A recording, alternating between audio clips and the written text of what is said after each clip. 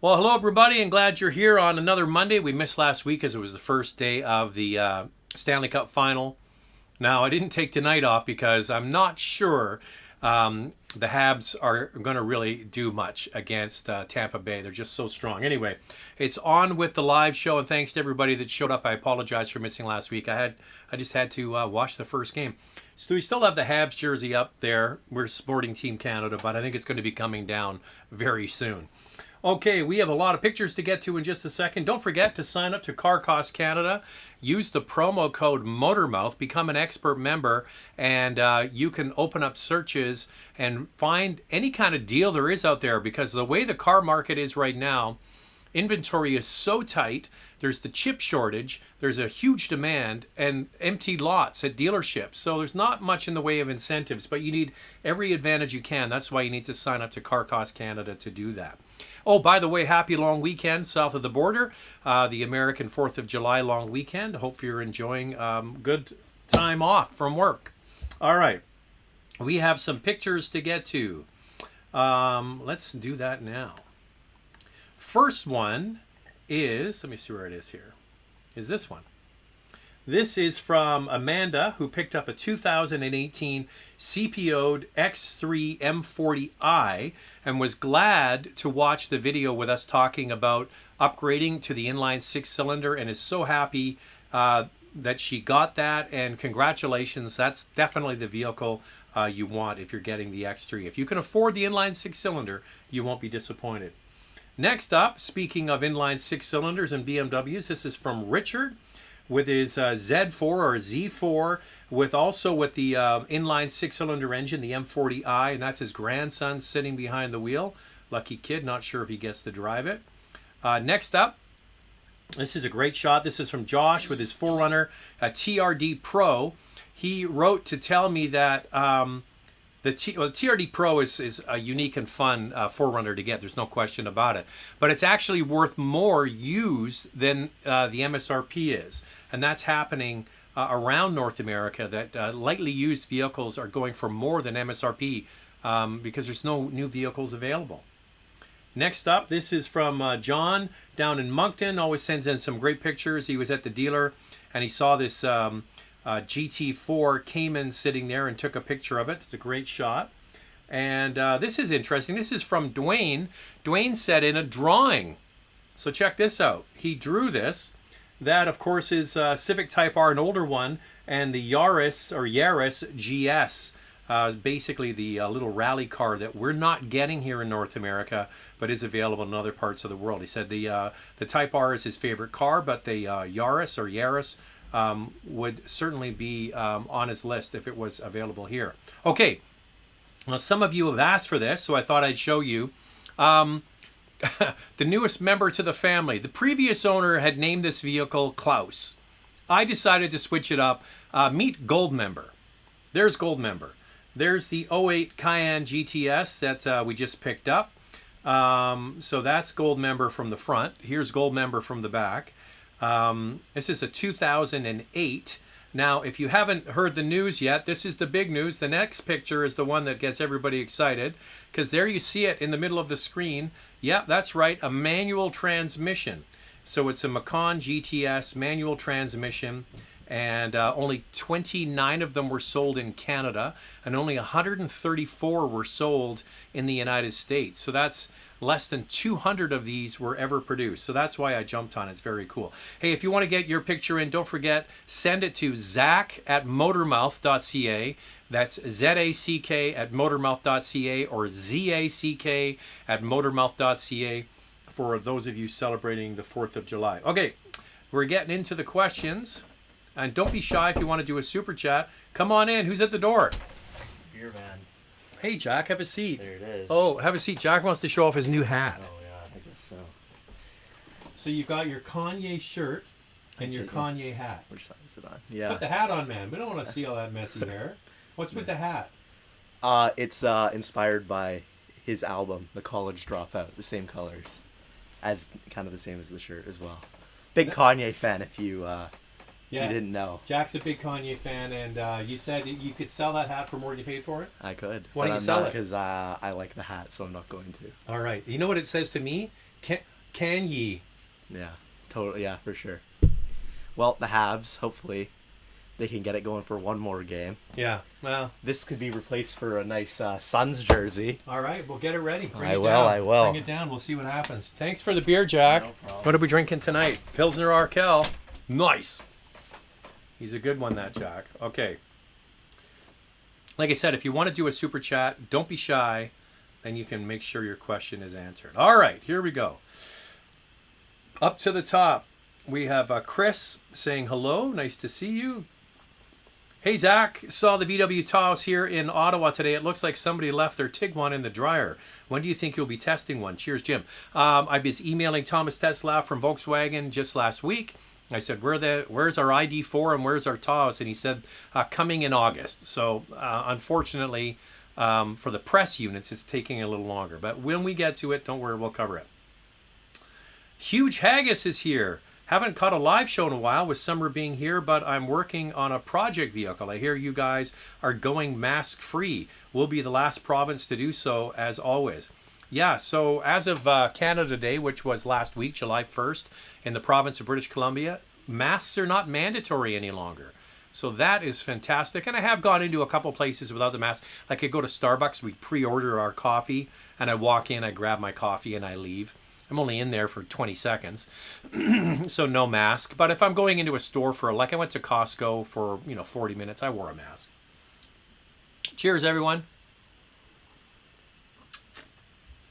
And it's going to be interesting to see how it goes with people being comfortable wearing or not wearing a mask. Great job, Zach and Andrea. Need help deciding between a 2021 Mercedes-Benz GLC and a BMW X3. Okay, Geomon, if you are not in a rush, you might want to just hold off. I'm not sure if you need to buy a vehicle right away. So two things are going to happen here. The GLC is going to be replaced with a new model. The C-Class is out in Europe now. We're going to be getting the C-Class soon. The GLC is based on the C-Class. That's why it's called the GLC. So because there's a new C-Class, there's going to be a new GLC. It probably won't be until next year, probably in the spring of next year.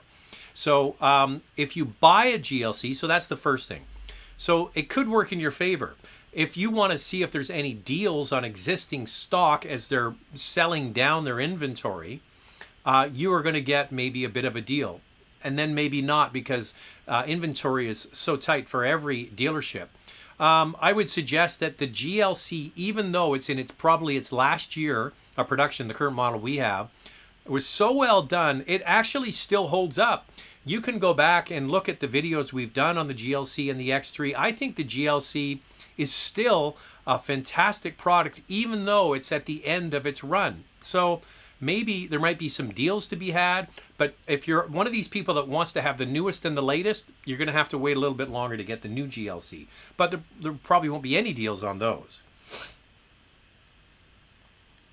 Hey, Zach, can we make profits on leased car based on residual value? Example, make $4,000 on profit from a car. Residual value is $13K, market price is $17. Thanks. Okay. It is kind of tricky because if you're leasing a vehicle, one thing you got to remember, you don't own the car. The lease, we'll pick Honda, for example. And the reason I'm saying Honda is because we just picked up the new Civic today. By the way, the video on the Civic will be coming out on Saturday. Tomorrow, it's the RAV4 Subaru Forester comparison. And today, we're mixing things up this week because the embargo lifted on the GV70. So the GV70 video went out today. The comparison video goes out on Wednesday. Friday, some cool collectible car, I'm not sure what it is, and then on Saturday will be the new Civic. So stick around for that.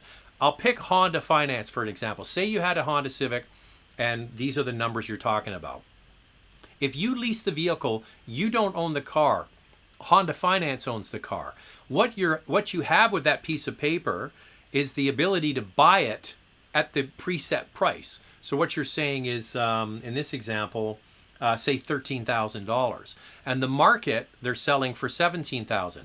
Now, one thing you've got to keep in mind, when you see the advertised price at $17,000, that might not be the actual transaction price. It might be a little bit lower. So one thing you have to think about is if you take that piece of paper and exercise the right to buy it out for $13,000, you've got to then pay tax on that. Okay, you're paying tax on the $13,000. So you have to figure out, is it really worth it to make a few $1,000s? What I would do is work with the Honda dealer in this example and say, listen, there's $4,000 worth of equity in this car. Can you roll some of that equity into a new lease, say a 2021 or the 2022, the new Civic, and say, okay, so maybe, as in your example, it's $4,000. Maybe they'll put $2,000 down on your next one. That's something you can do. You're not paying tax, you're getting a deposit, and you're moving on to the new car. If you want to actually exercise that ability to buy and sell, you got to pay tax. That's one thing to consider. Now, if there's a big difference, that might be worth it. Stephen Wong, why is Honda not electrifying its vehicles like Toyota? Yeah, they are, and they're going to be doing, they made an announcement last week. The Prologue is the vehicle that's coming in 2024, is what I believe. Yeah, so what year are we? Yeah, so in 2 years, they're going to be introducing their first electric SUV. Honda is going to be electrifying their fleet. They do have a commitment to reduce carbon emissions, the same basically as Toyota, but they're slow to start. Toyota's slow to start. We don't have a battery electric vehicle from Toyota either. But these big companies like Toyota and Honda will get going, and when they do, they have a lot of resources to hopefully do something good. But they have made announcements. If you put in Honda EV news, you'll find some stuff that just came out within the last week. Any updates on the chip shortage? Appear things are improving slightly for GM. Yes, it's okay. It's getting better for GM, and for some brands, they're managing this better. Ford is taking it on the chin, as is Stellantis. Some brands are faring better than others, but we're not out of the woods with this thing. Inventories are low, demand is high, rental fleets are low. They have to produce cars to get into the rental fleets. It's just a perfect storm for values of cars. So used car values are very strong, and new cars are hard to find, especially if you're wanting to be specific about colors and trims and those things. Maybe I'm missing something, but what's the real benefit of a PHEV versus just regular hybrid? Get that inversion table yet? I don't know what that means. What I would suggest is it really depends on what kind of driving you do and how committed you are to plugging the vehicle in. If you do a lot of short haul driving, if you're only driving a few kilometers or miles in any direction at a time, short little blasts, and you have the ability to plug the vehicle in. We mentioned this in one of the PHEV videos we did recently. I can't remember which one it was. We referenced the fact that we live in an old established neighborhood here in Vancouver. This house is 100 years old. I don't have a big garage and driveway like you do if you live in a suburban setup. Like if you lived in suburbia and you had a big driveway and a big garage in front and you could easily plug your vehicle in, then you could be committed to doing that and making it quite easy to use the electric range. For me, it would probably be better just to go to something like a RAV4 hybrid. With all the new Infiniti products that came out, is there a new generation of Infiniti Q50? There will be.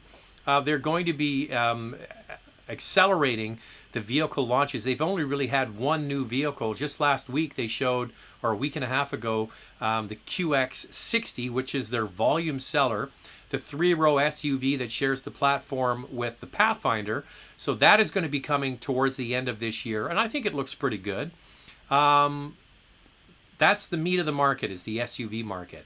The Q50 is something you're going to have to work on because that's the basis for the QX50, which is now their second biggest seller. So yeah, Infiniti and Nissan are definitely ramping up production in vehicles, and we're going to see more of them over the next little while. Hey, Zach, GV70 versus Macan comfort-wise. Well, there's lots of flavors of each.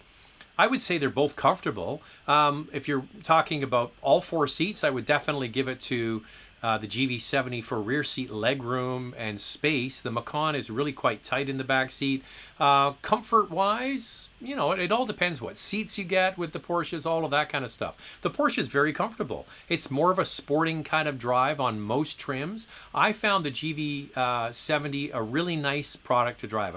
I really liked the way it drove. But then again, they always give us the, you know, full jam twin turbo 3.5 liter. And I wish, and I said it a couple times in the video, that they gave us the one that most people buy, which is the 2.5 liter turbo.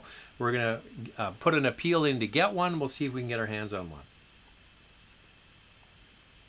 Hey, Zach, hello from Olympic Village, just down the road from here. I own a manual 04 Mazda 3 GT and have owned it since it pretty much rolled off the boat. I have only put 145 kilometers on to date. Part 1, he says. Where's the other part? I don't see the other part. Anyway, thanks for the update. Looking at a Q7 and an MDX, like the value of the MDX, but the Q7 engine handling and interior hold appeal. Any thoughts? Limited supply of both here in Ontario. This is a good comparison, and I think that when you're getting the MDX, you're getting a brand new vehicle with new technology, new look, new ride, new handling, and they did a very, very good job with the MDX. The Q7 is getting towards the end of its lifespan. Now, they did update the interior about 1.5 years ago or so, and that certainly does look good. It's the engine for me on the Q7 is the oldest part of this, with the 333 horsepower turbo 6-cylinder. They have other power plants I wish they used in the Q7, and that's the one area where I think that Audi could improve is the power plant. It does a fine job, but it's just one of their older units. The MDX is great. I think there's real value there. The MDX with the tech trim in the Canadian market's around $60,000. It has all the stuff you really need. And that's where the MDX has always played. It's not pure luxury, it's premium, and they're smart. MDX is the best seller in this category for a reason. And this is where I hoped that Genesis would play a little bit. Be a little bit less than their competition, offer a lot of value, and then sell a lot more units. And that's exactly what Acura offers. I get your, the badge thing is big. Having an Audi is certainly, arguably more prestigious than having an Acura. But I would drive them both. The MDX might surprise you with the improvements they made to the handling. There's Raj. You haven't seen Raj in a while. Nice to see you, Raj. Hope you're well. Canada is going to ban the sale of gas vehicles in 2035. Is that even possible? I don't know. I hear all of these pronouncements. It's really easy for governments to make these grand statements and say we're not going to have this or that. Listen, I just bring out the numbers. The numbers are that 96% of all vehicles sold in Canada today are still internal combustion engines. That's 96%. In the United States, it's 98%. I'm not sure how you're getting from 2 or 4% electric vehicle sales to 100 in just over 10 years. We'll wait and see. But and then, these sorts of things can be a real tax on people who don't have a lot of money. So you got to remember, it's a ban on new vehicle sales. So what you'll probably see are people hoarding their gas or hybrid vehicles before any kind of full EV ban comes into place. I bet you that's going to happen in other jurisdictions. Because I think there could be a case made that if they banned the use of internal combustion engines, then you could have a lawsuit, a class action lawsuit from people saying, well, they just arbitrarily depreciated everybody's assets, right? If you said, oh, you're not allowed to have a house with a roof on it, then everybody's house with a roof on it is worth less, right? So it's the same thing with internal combustion engines. You've always said you can't drive your gasoline-powered car. Well, who's compensating me for the loss of the value, right? That's something to figure out. Oh, here's part 2. I've been considering upgrading. After many test drives, I've narrowed it down to a GTI. Nice. What are your thoughts on the GTI? Would you consider 145,000 kilometers a good point to upgrade? So you've got an 04 Mazda So with that kind of mileage, the mileage isn't the big thing, but you're getting into the age where stuff needs to be replaced, right? So it's not a bad idea when a car gets to a certain age. Just think about. So what you might want to do is take it to your mechanic, get a service done, an oil change, and get them to look at it and say, what looks like needs, any big repairs coming up. Is your rad getting old? Is your cooling system getting tired? Your alternator need replaced, your transmission needs servicing, all those sorts of things. So you might be getting into a time and an age of a vehicle where there's more maintenance heavy. Now, a vehicle like that could run indefinitely if you maintain it properly, but it takes a commitment in dollars. The GTI now is, so you're talking about last year's GTI or the current year. It's not the new one. I'm not sure if you're aware, but there is a new GTI coming anytime soon. We are going to get it towards the end of the summer into the fall. So do a little more research on the 2022 GTI and see if you want to get the new one or wait for or exercise an option on a current car. So a little bit of homework to do. Hey Zach, after hearing your thoughts on the BMW 1 Series versus Mustang as a third fun car, I ended up with a 2012 Mustang Premium Performance Package. Not quite a GT, but still exciting for me. Well, congratulations. I actually I think they changed in 12 the rear tail lamps. I think I seem to remember that was a particularly strong year for design. So congratulations. I love me Mustangs. That's good.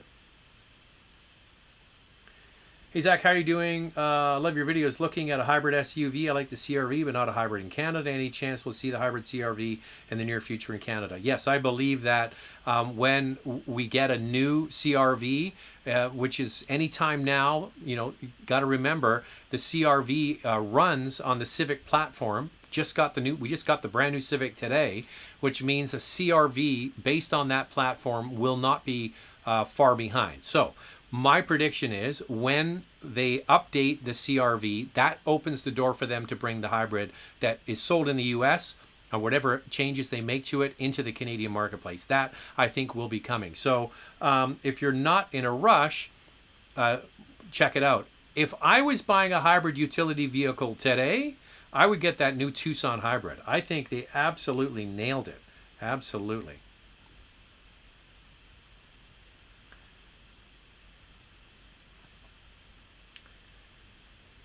Zach, let's go Canadians. Doesn't look good for them. Which sport convertible is better performing? 2000 BMW Z3, Audi TT, Mercedes-Benz SLK. I would say the BMW of that trio. Never was a fan of the Audi TT. The SLK, there's just more availability of the BMW.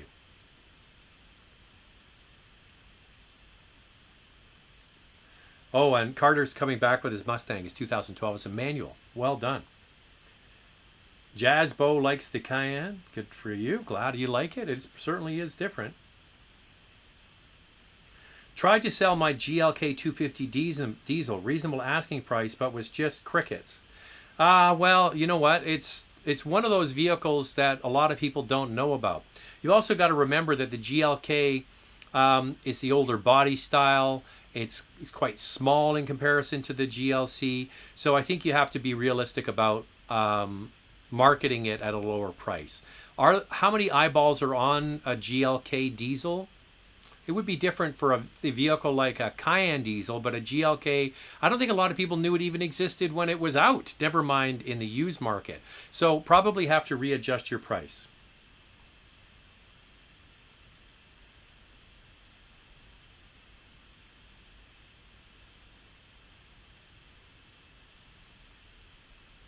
Just people are making comments, talking about the Stanley Cup final. John's here, took the picture of the GT4, likes the Cayenne, have lots of fun with it.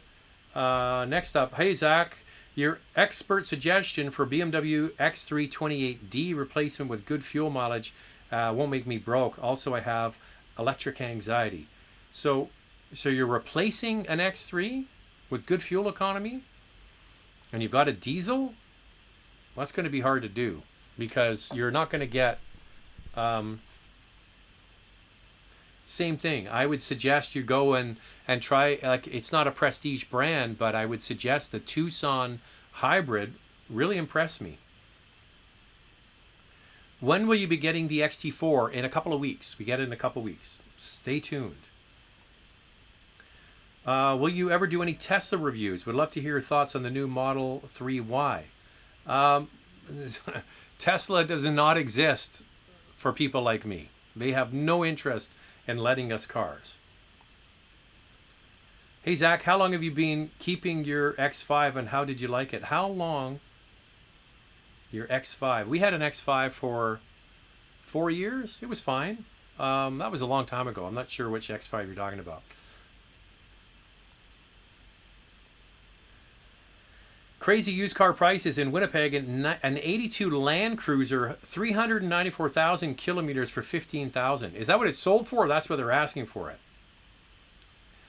Your thoughts on an RX 350, MDX, or Atlas Sport? What's the best choice overall? Well, you've got two in there that are 7-seaters or 8-seaters, and one that is a 5-seater. So if you're talking about the RX 350L, which is available with the extra 2 seats in the back, that would not be my choice. That third row is not that big. All they did was they extended the rear of the vehicle a little bit and jammed in 2 little seats. That wouldn't be my choice. Of the ones you've chosen, I think it would be the MDX, just because it's brand new. They did a great job with it. It handles really well. It actually drives like a luxury sedan. It doesn't drive like an SUV. It drives like a car. I was mightily impressed with it. Go and watch the video again. Andrew and I did. MDX would be my choice. We have Chris here with a super chat. Only one super chat tonight? Come on. Hey, Zach. Just bought a 2021 RAV4 XSE hybrid. I like the Tucson hybrid, but can't beat RAV4 miles per gallon reliability and resale value. All of those things are absolutely true. And that's the heart versus the brain that comes into a play when you buy a car. So your heart says, you know, I like the looks of the new Tucson. I like the 6-speed automatic versus a CVT. I like the more powerful engine. I like the new interior versus the RAV4. You know, not that dynamic to look at, all the inside. But boy, it's the good old, what I call the bank of Toyota. You put your money in, you get your money out. You're going to get a vehicle that runs and drives and delivers the mail all day, every day. This is the tug of war that people have, and I get it. When it comes to actually putting your own money down, that's where Toyota often wins, because people like yourself just say, I can't overlook all of those important factors. And they're really important when you're buying a car.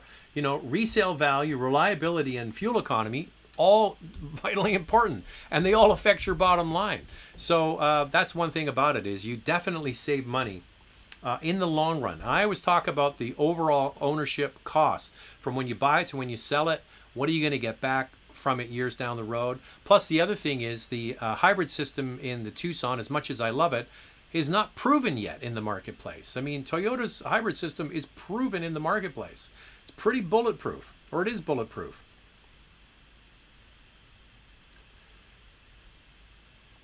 Okay, gotta find where I was. Oh, Richard's. See, I asked for a super chat, and Richard's here. Richard Filippone. There you go. Thank you. No question, but I appreciate that. Very nice of you.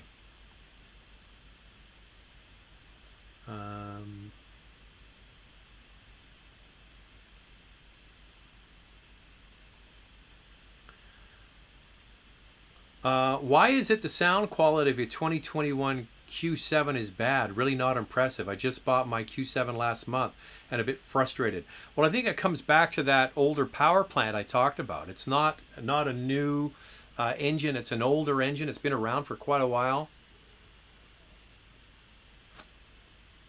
That might be it. Now, the last Q7 we drove was the SQ7 with the beautiful V8. Now, the sound out of that thing was spectacular. All that throaty V8 goodness, but no, not the V6. I think that's probably why.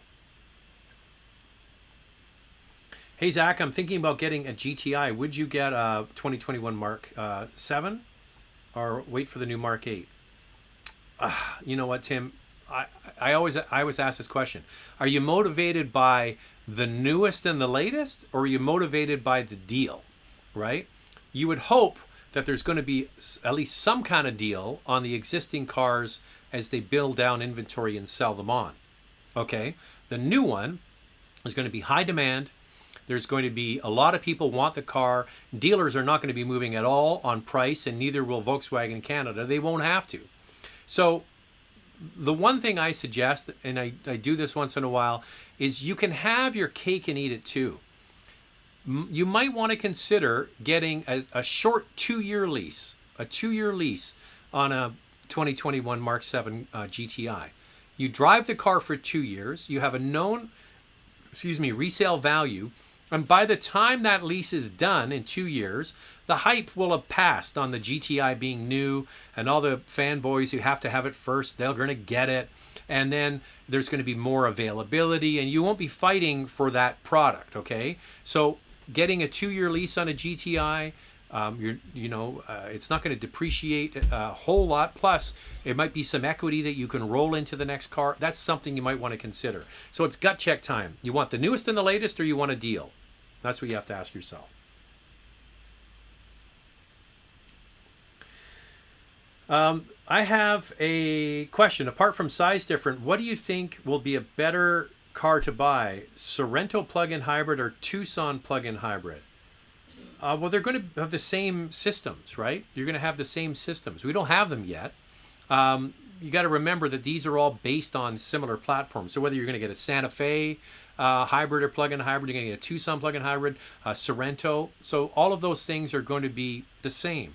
And that's the one thing that Hyundai and Kia do, is they do a lot of platform sharing, and they share engines, transmissions, and platforms across many, many different models. So you're gonna have a weight penalty for having the bigger vehicle, and that's going to affect fuel economy and get up and go. The smaller Tucson, which isn't small, by the way.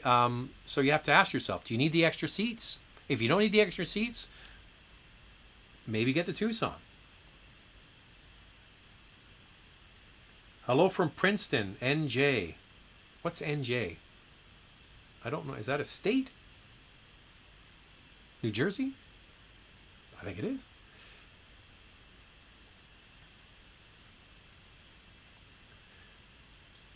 Steven is here. Thanks for being here. Chris, just watched your GV70 review. The V6 seems overpriced to me. Will you be getting a Turbo 4 for a review anytime soon? Well, we've asked, and we've made it clear that we'd like to get one. There isn't one here just yet. There isn't one in the Vancouver area to sell. They only have the 3.5 liters on the ground now. So once there's more availability, they're all coming on ships from Korea as we speak. So there'll be more availability. We have asked, we'd love to get one, because I want to drive the car that most people buy, which are going to be the higher end trims of the Turbo 4. So I hear you. I'm with you 100%. Keep it up, guys. Love your channel. Thank you for that. I agree the 2.5 turbo GV70 is the appropriate engine to review. That's right. Genesis GV80 with a third row, or the new Acura MDX.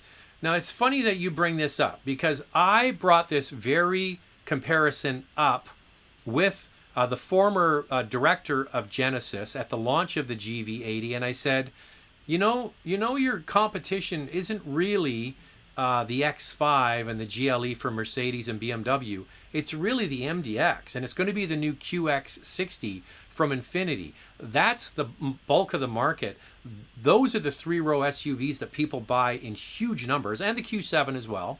And they disagree. They think they're going after the Germans, and I don't think they are. I think they're going after the higher end versions of the MDX, the higher end versions of that new QX60, which looks fantastic, higher end versions of Palisade and Telluride. I think they're going after.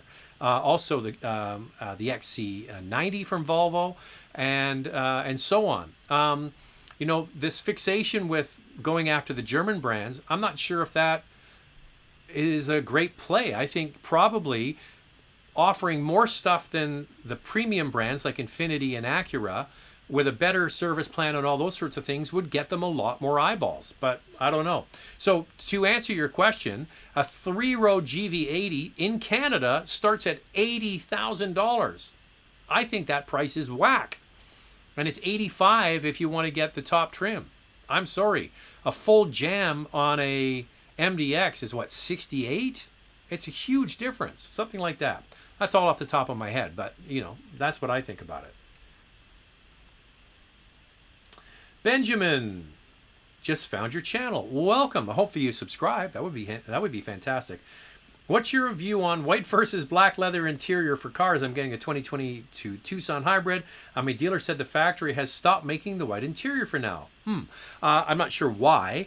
What I would always suggest is if you're somebody that wears denim a lot, if you wear jeans a lot, the dark denim can transfer the dye from your jeans onto the seats, okay? You don't notice it on a black car because like a midnight bluey black, you don't really see it. But white seats, you can definitely see cars and interiors where people have worn dark denim jeans and it wears on the leather. Now, I'm not sure if it's leather or if it's vinyl that you're considering. So the trick is, if you do have a white interior or a cream interior car and you do wear dark denim jeans on a regular basis, the dye will transfer. It's your job to clean it regularly. Like, you have to clean it regularly to get it off. If it's vinyl and not leather, that's easy. You don't have to worry about it too much. If it's leather, it can stain a little bit more. I'm a big fan of dark seats for that very reason. They just cover the dirt better. It's up to you. Ioniq 5. Yes, there's one in Canada right now, and it's in Toronto. They asked if we wanted to do a virtual walk around. I'm like, we just want to wait till we get to drive it. It's coming. Hey Zach, been watching you since you're on Global TV days. CRV RAV4 in Tucson for wife. Need a reliable car that won't have to worry about for 10 years. Like bang for buck. Want to spend $40,000. Jeffrey, get your wife a Toyota RAV4 hybrid. If you keep your car for 10 years, you want the best bang for your buck. You are going to start saving money like today, because the fuel consumption on that is nothing short of miraculous. And if you want a vehicle that's just going to run and start and do the job, and you're not fussed about, you know, if you get a full jam RAV4, it's actually not bad on the inside. Plus, the hybrid is quieter, much quieter than the gasoline version. So it's a pretty easy answer. I would say RAV4 hybrid for your wife. I've been looking at the Forest and the RAV4 hybrid. Which one did you enjoy the most? Toyota RAV4 Subaru Forester review comparison video is coming out on Wednesday. Now, we're not talking about the hybrid specifically. We're talking about the two gas models. But it's kind of hard to compare because...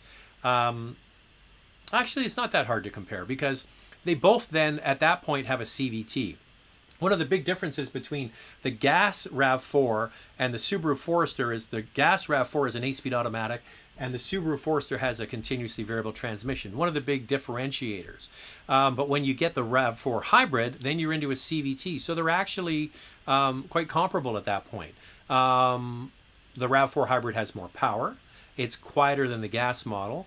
It has amazing fuel economy. So it kind of stacks up in its favor.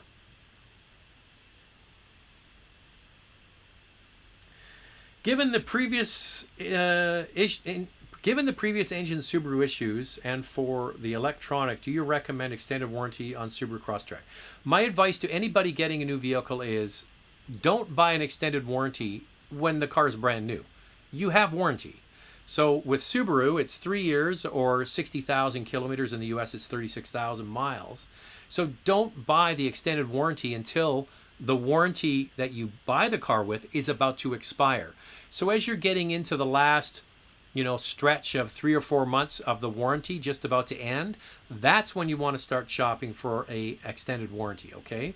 And stay tuned to the channel because we're going to have some news on maybe a potential new sponsor of the channel talking about warranty. So stay tuned for that. So if you have a new Subaru, just enjoy it. And then when you get to the end of the 3 years, start thinking about it then. Bring back the Buick Riviera. I'm a huge Buick fan. I loved Buick when I was a kid. My first car was a Buick. Those boat tail, late 60s, Rivieras, some of the best looking cars on the road. How's the rear legroom of the GV70? Enough to fit rear-facing car seat without bothering the front seat passengers too much. Well, this is quite specific. I would suggest that you call Genesis, get them to bring one to your house, and that's how they roll at Genesis, and put the seats in. It is not the biggest in this class. If you want so this is the compact luxury SUV class. The Audi Q5 has the largest second row seat. The GV70 is a bit smaller, but it's not much. They're all kind of the same. So rear-facing child car seats is basically, you have to try them out because all the car seats they're not all different, but you know how much room you need. You'd be surprised how much room you need with a rear-facing car seat. When Jack, who came in here and brought the beer in, when he was little, we had a 7 Series, a BMW 7 Series long wheelbase. And it was fantastic for a rear-facing car seat because there was so much room. The seat never touched the front seats. You could basically step into the back seat. It was a big limousine. And it was fantastic for that. I would suggest all vehicles in this class, it's going to be a compromise. The front passenger seat's probably going to have to pull their seat up just a little bit. But it can be done, okay? Hey Zach, great channel. What do you think of the Audi SQ5? Well, it's interesting because in the GV70 video, Andrea, the research department, who looked up all the numbers for rear seat legroom and all that, also crunched all the numbers for the vehicles. And the SQ5 is really now it's hard to talk about value when you're talking about an expensive vehicle, but offers the most value in this category. So in the luxury compact SUV class, the SQ5 for the higher performance variants really is the best overall value. And there's a perfect reason why the Audi Q5 sells incredibly well. It's the best-selling luxury compact utility, and the SQ5 version of it is just more powerful. It's got the most space. It's a roomy vehicle. Looks good. And with the SQ5, you get that 360, I think it is, plus horsepower. It's a really nice product and would be hard to pass up. I think, you get the biggest bang for your buck with that product. I'm choosing between the Q5 and the Q3, 18 or 19. Any recommendation? Do not get the Q3, okay? You only want to get the new Q3, the one that just came out. Was it last year or this year? Whatever it is, 2020, 2019, when they came out with the new model. I'm trying to remember what year it was. I think it was 2020. Yeah, 2020. So you want a 2020 or newer Q3. The old Q3 was based on the original Volkswagen Tiguan platform, had just a 200 horsepower turbo 4-cylinder engine, had a 6-speed automatic transmission, was kind of plastic fantastic on the inside. Not the one I would recommend to anybody. At that level, go into the Q5, which is so much more vehicle. So that was a Tiguan with a lot of lipstick on it and sold as an Audi. All right, Q5 all day long. We got more super chats here. Milkman, thoughts on new Cherokee long wheelbase? I think it's a hit. Yeah, well, the thing about this is they did a fantastic job on the interior. I don't know if you've seen, obviously you have, Milkman, but if you haven't had a look, go and look at the interior pictures of the new Cherokee long wheelbase. So yeah, I can't wait to get my hands on it. It's just started shipping in the last few weeks, so hopefully we'll get one soon. Manjos, from Manjos S. Well, thank you for the super chat. No question. That's okay. Oh, you do have one here though. Hey Zach, I was looking at an X5 and a GLE. Even though both are almost same in dimensions, the X5 interior is very tight compared to the GLE. Is it due to the engine placement or BMW overlooked the interior? I'm not sure how you found it smaller. I don't know. I'm not sure. I'd have to actually get the numbers out. So one thing I would suggest you do is look at the dimensions of the wheelbase. Okay? So that's the difference between the front and the rear wheel. And often that's where the space Well, that's always where the space is made up. When they make a vehicle more spacious on the inside, they typically make the wheelbase bigger. Your point is valid. The engine might sit more aft in the X5. I would suggest probably it's maybe the door cards are a little thicker. I don't know. I like the X5 more than the GLE. That's the way I like it, because I love the inline six-cylinder. Now, Mercedes has an inline six that's back in the marketplace, but I think the BMW one is the one to beat.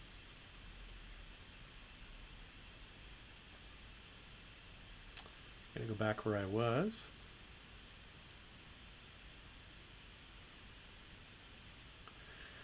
Nima, hey Zach, how is a used BMW X3 M40 2018 with 50 Canadian value-wise? Anything to watch out for? It's 2018. You want to get what's called a CPO car, certified pre-owned. So if it's being sold by a dealership, they will run it through their shop. They bring the vehicle up to a certain specification and extend the warranty. That's what you should insist on. Okay, so a 2018 should still be, yeah, because the original warranty is 4 years. Certified takes it out to 6 years, so you have about 2 to 3 years of extra warranty. But any new vehicle, you should always consider getting it inspected, and not by the dealership that's selling. It's 1-0 Habs? Yeah. Is it happening, Jack? Is the big comeback happening? Well, they're getting outshot 11-2, but so carry prices. Oh, wow, they're all happy in Montreal. There you go, 1-0 Montreal. Well, usually who... Hey, wait a second, Jack. Yeah. There is a theory that Tampa Bay is going to duff this game so they can win the cup at home. Well, that's what the mayor said. I don't know. That sounds like... Anyway. Yeah, I wouldn't do that personally. I wouldn't do that. So your 2018 X3 should still be under warranty, and you should be able to get it certified pre-owned. If you're buying from Bob's BMW, you want to take it over to Steve's BMW. I'm just making these names up. But make sure they're not owned by the same people, and have what's called a pre-purchase inspection done and find out the state of the vehicle. But it's a wonderful product. Make sure it checks out. Do your due diligence and enjoy it. It's fantastic. Subaru Crosstrek or Kia Celtos? Well, Linda, the Celtos is bigger. The Cross actually, no, maybe not. Maybe not bigger. It feels more open though because it's got a boxier shape. I like both of these. The interesting thing is, both of them offer base model engines and higher performance engines. I would suggest you shoot for the higher performance engines in both of these vehicles. So in the Crosstrek, you go from a 2-liter to 2.5 liter, and it makes a marked difference in that product. And then in the Celtos, you go up to the 1.6 liter turbo, and that makes a marked difference. Also, when you go from the lower horsepower Celtos to the higher horsepower turbo, you switch from what's called a continuously variable transmission to, I believe in that one, it's a dual clutch automatic. Makes the shifts more precise and fun to drive. So that's what I would suggest. Go and try them both. The Crosstrek, 2.5 liter, more powerful, and the Celtos, more powerful, and see which one you like. Also check the Kona. The Kona and the Celtos are cousin vehicles. That's on the Hyundai side, and the Kona is a fantastic choice as well.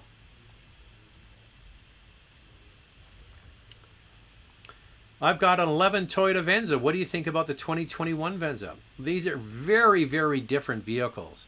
So the Venza that is sold now, the new one, is only sold as a hybrid.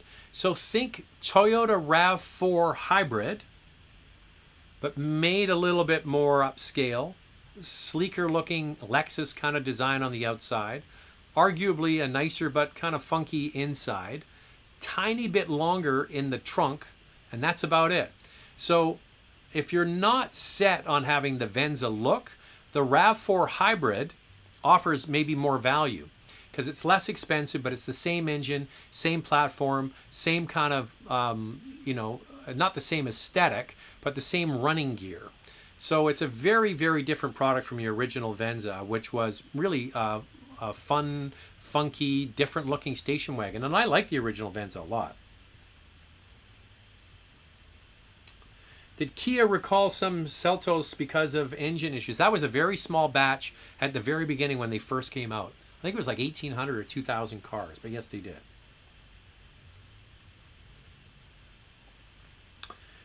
The new 2021 Explorer redesign outsold all 3-row SUVs in the U.S. for Q1 this year. Have you had a chance to drive the new Explorer? Yes, there is an Explorer review on the channel. The one thing you got to remember is Explorer lives in a different kind of world than a lot of these other vehicles, because a lot of them go into fleet sales, and Ford is strong in fleets.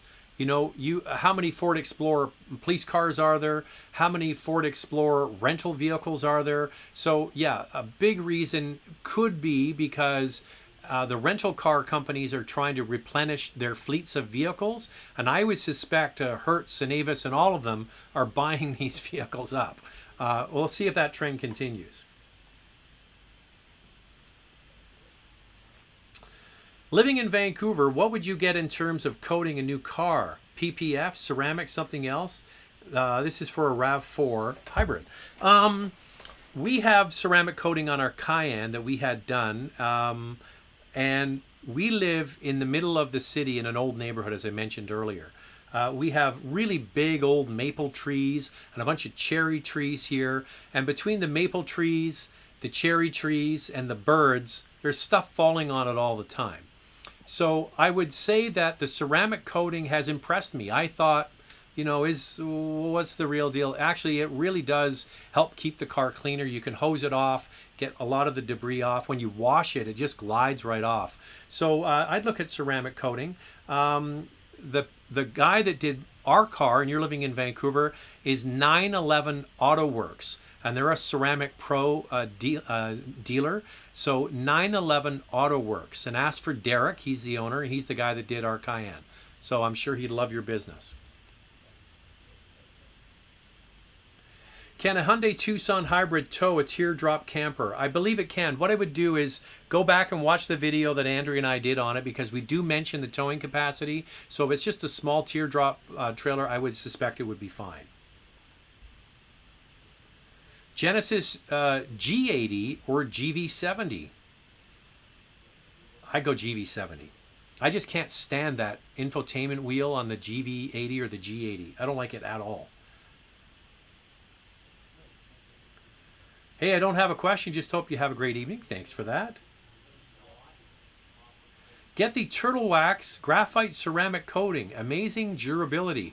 Watch YouTube for instructional videos. All right, I have to check that out. Any experience with all-weather tires? Manufacturers and viewers alike seem to be saying positive things about them. 60,000 kilometer rating, M&S snow rating, about the same price as all season. What gives? So all weather tires are a true 4-season tire. The term all season was a marketing play and then they went one step further and they put M&S on the side, which it was supposed to stand for mud and snow.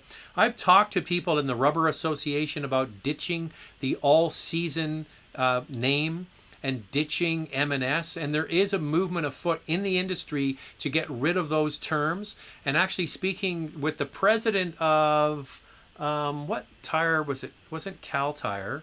It was one of the big tire companies across Canada. I did an interview with the CEO, and he said that you're going to see more and more all-weather tires coming into the marketplace. So an all-weather tire, depending on who makes it, can be a winter tire that's detuned, or an all-season tire that's uprated. And there's a difference because, for example, Nokian makes an all-weather tire called the WR, which arguably is the best one, but it started out its life in Scandinavia as a winter tire, and then they detuned it. They made it less aggressive for winter conditions, and then they sell it as an all-weather tire.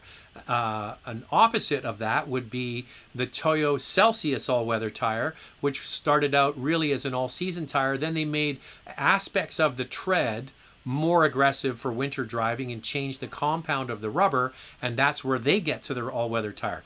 Now there's more and more and more of these, and I'm with you. If you're have all-season tires on a car now and you don't want to change your tires in the winter, all-weather tires are the way to go, and they're really becoming good. They're becoming very good.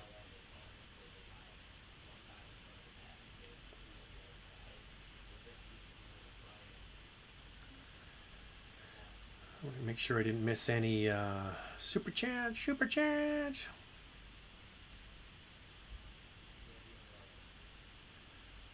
Hey Zach, big fan of your reviews. I'm considering a RAV4 Prime XSE, but waiting for the Lexus NX 450h Plus because of the nice interior. Any suggestions? Well, I think you're going to be waiting along with everybody else. So when there was a little video that we put together on the Lexus NX, you might have seen it a week or so ago. We had a Zoom call with Japan, with the chief of engineering, the head of design, and then the product planning guy. And I asked this question. I said, you know, you're making the Prime and this new plug-in hybrid Lexus in the same factory in Japan. You don't have supply of the RAV4 Prime. How are you going to match and make supply of the Lexus 2? They said they're working with their suppliers. They're going to be hopefully outputting more cars. And I then asked, I said, is there a chance that you could take, is there a chance that you could make plug-in hybrid capacity in North America? Because the RAV4 and the RAV4 hybrid are made in North America. A big production facility is in Cambridge, Ontario. The Canadian Manufacturing Center makes all they can, they're selling all they can make. Could there be an opportunity to get some North American production for the plug-in? Right now, they say no. They did say, and this is something from a Japanese executive, they're looking at it, which speaks that they probably are going to try and bring some production eventually to North America. But with the way Toyota works, this could be a year, 2 years, I don't know. So should you wait on a RAV4 Prime to get a Lexus Prime, basically? Well, I think either way you're going to be waiting. I don't think there's going to be a flood of these coming into the marketplace. Interesting statistic, because there's very limited supply of the RAV4 Prime. Do you know what the best-selling plug-in hybrid vehicle was for the first quarter or the second quarter of this year? The Wrangler, the 4xe, best-selling plug-in in North America for the second quarter of 2021. Impressive, right? Just got this Santa Fe hybrid. Thank you for the review. Well, I appreciate that. That's nice of you to let us know that you got it. Can you explain the difference between a wet dual clutch and other forms of transmission? Thanks. Okay, a wet dual clutch is a dual clutch transmission. The wet part is the cooling inside. The cooling is, okay, a dual clutch typically has the cooling from airflow. The wet dual clutch adds in an external reservoir and a pump that pumps fluid through the transmission and dissipates heat out of the transmission. So the wet part, it isn't all the gears turning around that is wet. It's just a pump system of fluid to cool the transmission. So a high torque setting like an SUV, that's why Hyundai, Kia, and Genesis went to this wet dual clutch system. So it's misleading because it makes everybody think that it's really quite different. The basic mechanics are the same. It's the cooling of the transmission. They're using fluid to cool it. That's the difference. Okay? Hopefully that makes sense. Ah, there's Richard. I figured it was New Jersey. So nice to have you on board. And hopefully having a good long weekend. Hey, we have another super chat. Have a blessed week with Andrea and the boys. Well, thank you for that. That's very nice of you to say. Very nice of you. And we have, oh, by the way, we had a lot of people sending messages wondering how we were dealing with the heat dome and how hot it got here. It was scorching hot here. It was, I'm trying to remember. Okay, here's a perfect example. The hottest day in Canada was a week or so ago at 49 degrees Celsius. That tied the hottest day ever recorded in Las Vegas. Could you believe that? In Canada, the hottest day tied the hottest day in Las Vegas. And the temperature here last week was 40 plus degrees Celsius, depending on where you lived in the Vancouver area. The good news is it only lasted for 3 days and then has now dissipated and moved farther east. And we've got beautiful summer weather just now, nice and cool in the morning. a nice sea breeze off the ocean, gets good and hot in the afternoon the way you want it in the summer, and then cools off at nighttime. So yeah, we're enjoying spectacularly beautiful weather just now. But the heat dome was a real thing, and I'm not sure if it's being reported. There was hundreds and hundreds of unexpected sudden deaths from people, especially elderly people, being stuck in apartments and couldn't get out from the heat.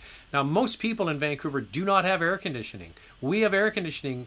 We have air conditioners in this old house, which definitely kept the temperature down for us. But for a lot of people, man, it was hot. It was hot. All right.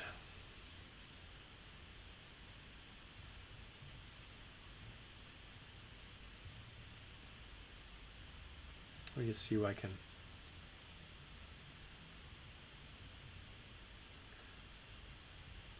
Anyway, you know what? I just realized it's 6 o'clock.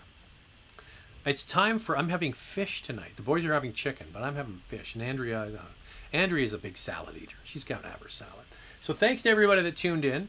Don't forget, if you want to get a picture in, Zack@motormouth.ca, ZACK@motormouth.ca, and ZACK for Americans. Get them in. We'll post them up next Monday. That's all the time we have. Don't forget to sign up to Car Cost Canada if you're in the Canadian market. Use the promo code MotorMouth. Become an expert member. You're going to need all the help you can if you're shopping for a new car in the next little while.